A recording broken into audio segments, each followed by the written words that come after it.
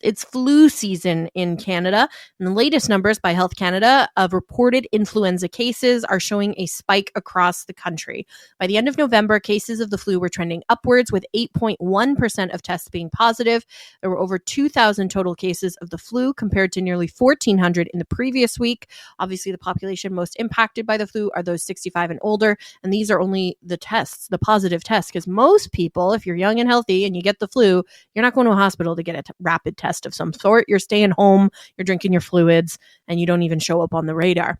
Joining us now is Dr. Chris Labos. He's a cardiologist with a degree in epidemiology and a regular contributor here on CJAD 800. You can catch him every Sunday on Weekends with Joanne Vrakas at 7:20 a.m. Hi, Dr. Labos. How are you? Hello, Robin. I'm very well. How are you? I am great. I should also mention Dr. Labos has a fantastic podcast called The Body of Evidence, which you should check out. I am in no way biased because I am totally not the editor of said podcast. But you should absolutely check it out. It's really, really funny and super informative. But let's talk about the flu. Flu season, seeing a spike. It's the same every year. This is the time of the year, right, when flu starts to really spread. Yeah, it is. I mean, this is a little bit earlier than average, but I mean, there is such a variation from year to year. This is not outside of the realm of impossibility. This is what happens. Sometimes the flu season starts a little bit earlier. Sometimes it starts a little bit later. Sometimes it's a little bit more severe. Sometimes it's a little bit more mild. But yeah, this is the time when influenza starts to spread and where you start seeing an increase in case numbers. How effective is this year's flu vaccine? Because I know how effective it is kind of, varies year to year. I got my flu shot last week. I didn't even get a sore arm. That made me nervous. I was like, is this thing really working? Yeah, so if you don't get side effects, that is not a sign that it is not working. So you don't need to worry about that. I mean, side effects are a very sort of individualized thing from person to person. We will only know at the end whether the flu vaccine was a good match or not. The issue that has come up, and the reason why people are talking about it, is that the flu vaccine is, it's a combination of three different vaccines, right? It's a vaccine against three different influenza strains, because there's always multiple strains of influenza that are circulating. So you always have three strains. 2 against influenza A, 1 against influenza B. Of the 2 influenza A strains, one of them, H1N1, was a good match for the strain that was circulating in Canada, but the other one, the H3N2, was actually not a good match. And in recent weeks, because the H3N2 variant has been responsible for most of the new infections, you've seen a suggestion that maybe this is not going to be the most ideal match overall. But an important caveat to make, it is still a good match for the other influenza A strain, so that's going to protect you against that one. And even though it's not a perfect match for H3N2, it is still going to offer you some degree of protection, especially against severe complications. So, important message to keep in mind, things don't have to be perfect in order to be useful. And while the influenza vaccine may not be perfect, it is still pretty useful for preventing the real complications of pneumonia, because what we do know is that when the vaccine uptake is high, the flu seasons tend to be not as bad. When vaccine uptake is low, they are worse than they need to be. There seems to be a lot of conflicting information going around about who actually has access to these shots. So I had booked both. I wanted to get both my flu and COVID shot at the same time. And when I got to my pharmacy, they were like, we're out of COVID shot. All you're getting is flu today. I was like, oh, okay. So that's all I got. But who is eligible to receive these vaccines? Because I've heard some people say, well, I'm not getting it because I don't want to have to pay for it. So I think the big confusion is that pre-COVID, Quebec was like the only province that didn't have a universal flu vaccine program. You had to be, over 65, vulnerable group, those cutoffs. That changed during the pandemic. I think the government realized that it was going to be imperative for people to have, vaccinate as broadly as possible. So now everybody is eligible. So if you go to the pharmacy, you will get an influenza vaccine.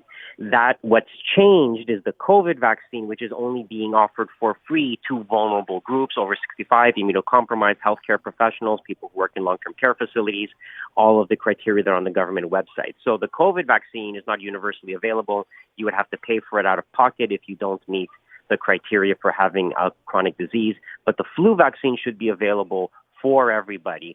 I recommend people get both, but I also recognize that having to pay $150 out of pocket for the COVID vaccine, that's going to be a lot for some people. So I recognize that that is a limitation for, a fairly large section of the population. A lot of people don't realize too that, being at risk, one of the things that can make you, an at-risk group is being overweight. And I think so much of our population is overweight. So that's why I was eligible, because I'm overweight. The one perk to being fat, I get free vaccines. Yeah, I think when you actually go and look at the government's website, like, it's a pretty large swath of the population. Like, everybody thinks, oh, I'm young and healthy. And you're like, well, not really. I mean, if you look at the incidence of, just age is going to affect like a large number of people. But a lot of these chronic medical conditions that exist and people who are in high risk professions, it ends up being a very large amount of the population. Like, everybody thinks, oh, it's the other people who are at high risk. Like, no, it kind of includes you as well. And I think there's sometimes not always the right degree of self-awareness there. Yeah, for sure. In conversation with Dr. Christopher Labos, I wanted to mention your column in the Gazette this morning, talking about the fact that there are fewer food allergies these days. That's pretty good news. I always joke because my daughter is allergic to eggs, and so are two of my nephews. And I always say egg allergies are the new peanut allergy, kind of joking around. But it seems like there are fewer peanut allergies these days. And you're right. Egg allergies have overtaken peanut allergies as the most common allergy, not because egg allergies are more common, because peanut allergies are less common. So to understand what's going on is that prior to 2015, the advice that, most parents got was, don't give your kids peanuts because it can cause an allergy. Wait until they're older to make sure it's okay. And that was wrong. And then in 2015, the publication of the LEAP study showed that if you introduce peanuts into the diet of a child early, like in the first few months of life, obviously when they're ready to eat solid foods, right? But you introduce peanuts early, you decrease the risk of allergies. And so that led to a change of guidelines. And the current study, which prompted the article, has shown that over the past decade, the consistent messaging as a result of the LEAP study and the change of guidelines has actually led to a decrease in peanut allergies. And that has been, a pretty big public health win because, you might say peanut allergies, oh, what's the big deal? Dealing with food allergies as a child is really problematic, especially for some of the staple stuff that we have, like peanuts, eggs, because those are in a lot of different foods. And it can be dangerous for kids, if because they're not always the most careful in knowing about what they're eating and what are the ingredients in their food. Yeah, and even the way we treat allergies is different. Like when I was a kid, it was, one kid in your class had a peanut allergy, no peanut butter allowed at all at the school ever.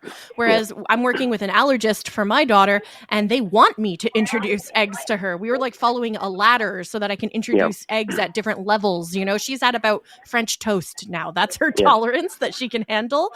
But it's interesting, like the sort of ban all eggs, ban all peanuts, that approach is totally gone now.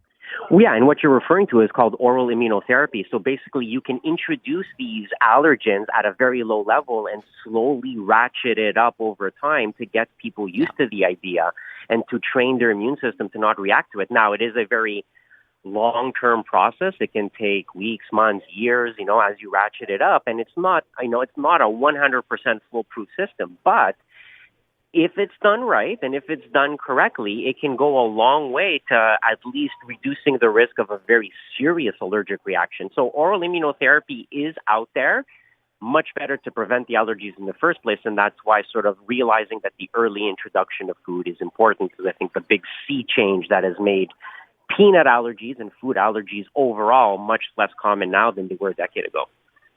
You can check out the article in today's Montreal Gazette. Dr. Christopher Labos, cardiologist with a degree in epidemiology, regular contributor here on CJAD 800. Thank you so much for your time, Dr. Labos. Appreciate it. Thank you, Robin. Unmistakably Canadian. It's the music that raised you. The artists raising the bar. Hi, this is Brian Adams. Hey, my name's Brett Emmons. I'm from the Glorious Sons. Hi, I'm Nelly Furtado. Made in Canada. The station that champions Canadian music. Loud, proud, and all yours. No passports required. Just press play. Tap into Made in Canada now on iHeartRadio.ca or the free iHeartRadio app.